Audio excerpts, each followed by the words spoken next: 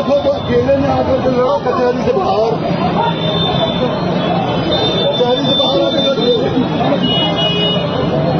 ये वीडियो वाराणसी की है। यहाँ पर कुछ दिन पहले हुआ क्या था कि एक वकील साहब और एक दरोगा के बीच में जो है कोई बातचीत को लेकर बहस हो गई और मारपीट हो गई।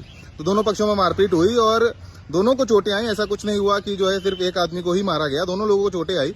और उस चीज का विरोध प्रदर्शन वकील कर रहे थे, जिसके रोकने के लिए वकीलों को वहां समझाने के लिए उस एरिया के जो इंस्पेक्टर साहब थे, जो हमारे यूपी कॉप यूनिवर्स के जो सिंघम इंस्पेक्टर साहब हैं, वो वकीलों से ये कह रहे हैं कि हिम्मत हो तो हमसे कभी अकेले में मिल लेना। पहली चीज तो आप अकेले में अपनी वर्दी का बिना सहारा लिए किसी एक आम आदमी से भी नहीं मिल पाएंगे जिसपे आपने कभी किसी तरीके का अत्याचार किया होगा। या आप खुद अपना गिरबान झांक कर देखेंगे तो शायद आपको याद या समझ में आ जाए। दूसरी चीज ये कि एक पढ़े लिखे आदमी के मुंह से ऐसी कोई भी बात शोभा नहीं देती। भाई इतनी भीड़ में अगर आपको वहां पे किसी तरीके के लिए भेजा गया है तो आपको वहां पे शांतिपूर्वक तरीके से बात को समझाने, और ये आप नहीं कह सकते कि भीड़ इस तरीके से कह रही थी तो आप उस तरीके से रिटेलिएट करेंगे तो बात और बढ़ेगी।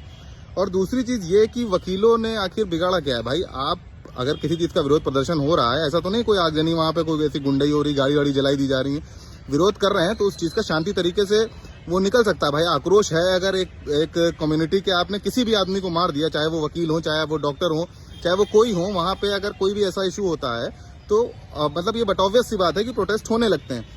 तो मतलब आप अच्छी खासी सैलरी भी लेते हैं, ठीक ठाक आपका ग्रेड पे भी होगा और उसके बाद ऊपर की कमाई भी ठीक ठाक होगी, तो फिर ये फ्रस्ट्रेशन किस चीज की है?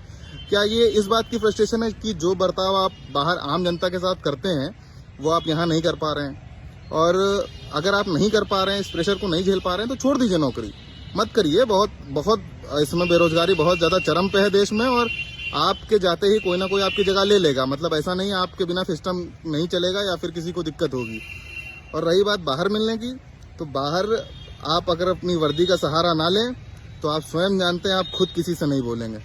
आपकी वर्दी है इसलिए आपका वजूद है, तो इसलिए वर्दी को बदनाम मत करिए, वरना आप पे हाथ डालने से, हाथ उठाने से भारत का कोई भी व्यक्ति नहीं घबराएगा, ना डरेगा। सिर्फ ये वर्दी का सम्मान है जो अभी तक किया जा रहा है, तो बेहतर है उसको बरकरार रखें और ऐसी कोई भी बात ना कहें। धन्यवाद। अकेले में मिल लीजिएगा।